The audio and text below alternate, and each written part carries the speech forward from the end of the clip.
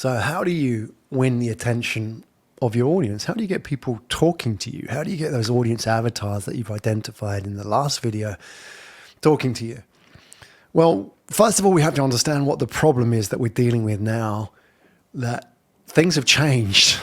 Like, you don't have to be on TikTok to build a personal brand. You don't even have to be on Instagram. You don't need to be an influencer on Instagram with your perfect morning routine, all those kind of things. But you do have to appreciate that the economics of that world apply to us. And let me explain that 20 years ago, and you could publish a book, you could write a white paper, a blog post, a tweet even maybe, like in the early days of Twitter. And that one post, that one book could have been enough to service you and project you as a thought leader for years. And that's what it was like 20 years ago. So one book was enough. Therefore, people spent all their time writing books. If you wanted to become a thought leader, you would write a book and then you would spend the rest of your time on the speaking circuit. That's how it worked. That was the economics. But everything has changed. And I'm not saying TikTok and Instagram have changed everything, but they are symptomatic of the change as much as we need to up our game as well.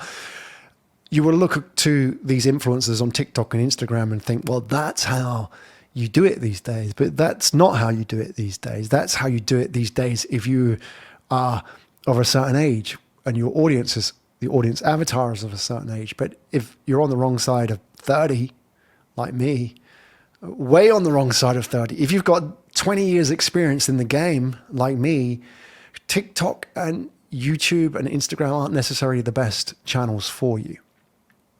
So let's talk about what's changed. Well, let's start here. These things, mobile phones and the attention economy. We've got a slide coming up in a minute on attention economy. I'll talk about that. But let's talk about these mobile phones. Apparently, we unlock our phones 110 times a day. How about that for statistic? 110 times a day.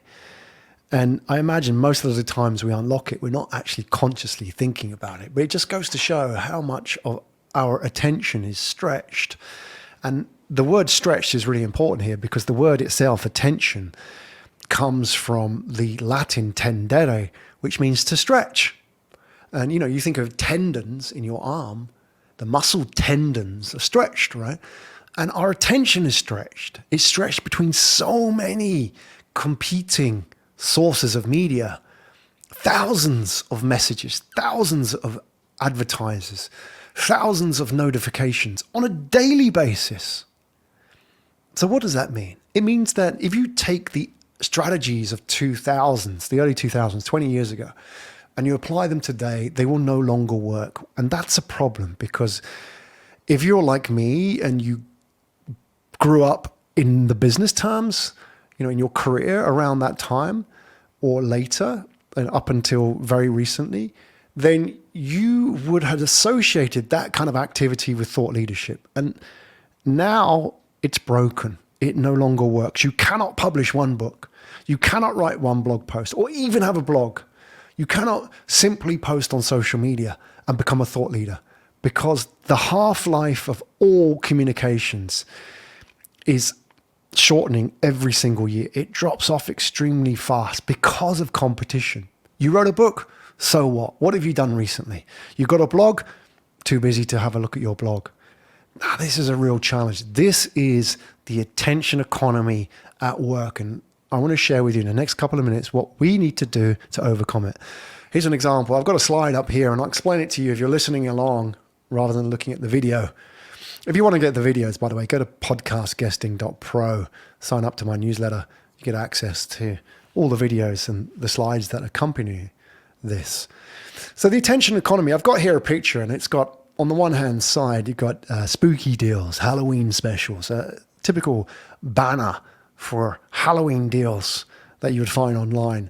And on the right hand side, you would have a typical funnel, a sequence, as they would call it in internet marketing terms, associated with what seems to be a very easy and simple deal. So to sell spooky deals, to sell whatever it is on Halloween, it has this sort of replete 20-step sequence, everything in there that ranges from drop off to not interested to reactivated. And it's a multiple sequence. It's not just one line, it splits. So if they say A or B, then we know when they go down the B part of the sequence, it then goes back into a C sequence. You don't need to know all the details. The point is that this is really, really complicated. And this is a very simple deal offer. So why am I telling you this? I'm telling you this because that if we think that to get a simple action, like a commitment from our clients, from our audience, just asking people to buy something like a small book or have a meeting with me or set up a phone call with me, if we think that that simple action requires one activity, we are completely overlooking the fitness landscape in which people are competing for attention today. That you want to become a thought leader and you want to generate leads, you want to get meetings, you want to get clients, you want to get people reaching out to you. But just to get that takes so much work, because it's not like we're living in 2002 anymore, where you had this captive audience. Like, you're competing with hundreds and thousands of people for their attention. You know, attention is the new oil, folks, not data, attention. Because if you have attention, you have the power to change and influence people. So what I want to impress upon you today is that to become a thought leader, you have to earn attention of your audience. And to earn the attention of your audience, you can't rely on the strategies that worked 20 years ago, because it's all changed. We've moved on.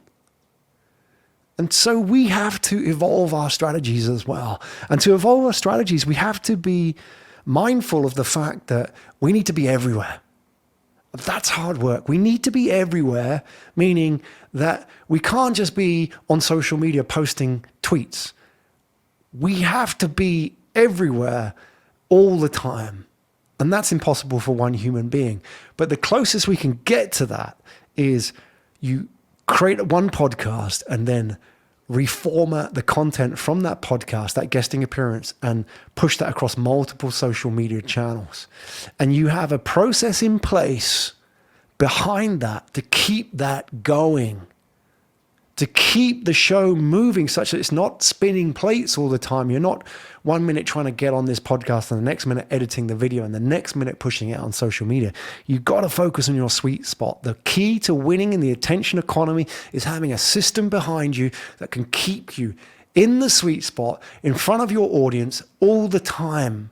And that's where you really thrive. It's like if you were a musician and you had to worry about booking the venue and getting the PA system across to the venue, and then booking the roadies, and then making sure the fire exits are all complied with, you would never get around to actually doing the gig. And it's the same with building your thought leadership profile. You get a team, you get a process in behind you, you get a system, allows you to focus on that sweet spot where you are right there in their attention. That's the most valuable place that you can be.